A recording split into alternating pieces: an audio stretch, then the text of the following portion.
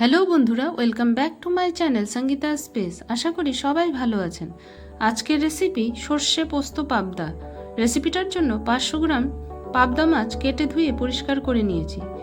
এখন মাছটাকে ম্যারিনেট করার জন্য পরিমাণ মতো হলুদ গুঁড়ো, নুন ও কাঁচা সর্ষের তেল দিয়ে দিলাম।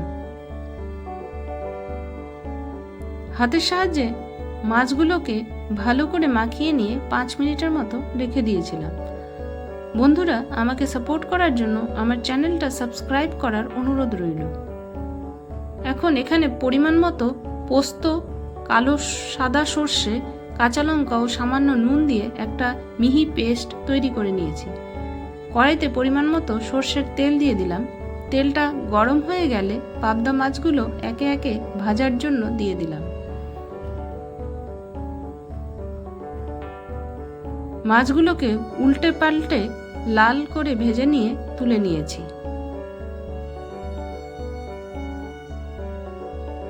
এখন বেঁচে যাওয়া তেলের মধ্যেই ফোড়নে দিয়ে দিলাম কালো জিরে ও চেরা কাঁচা লঙ্কা। তারপর দিয়ে দিলাম টমেটো পেস্ট। টমেটোটাকে কাঁচা গন্ধ চলে যাওয়া পর্যন্ত ভেজে নিয়েছি। এখন পরিমাণ মতো হলুদ গুঁড়ো, লঙ্কার গুঁড়ো, জিরের গুঁড়ো দিয়ে দিলাম। স্বাদ মতো নুন যোগ করলাম।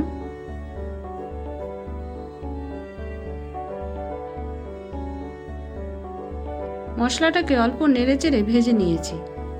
তারপর বেটে রাখা সর্ষে ও পোস্ত দিয়ে দিলাম।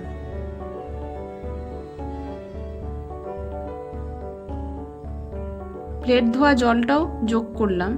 এখন সর্ষে পোস্তটাকে অল্প সময় নেড়েচেড়ে ভেজে নিয়েছি। তারপর পরিমাণ মতো জল দিয়ে দিলাম। গ্রেভিটা ফুটতে শুরু করলে একে একে পাবদা মাছগুলো গ্রেভিতে দিয়ে দিলাম।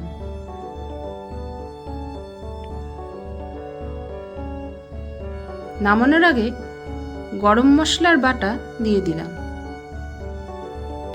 আরও মাছটাকে 2 থেকে 3 মিনিট লো ফ্লেমে রান্না করে নিলে তৈরি হয়ে গেল সর্ষে পোস্ত পাবদা।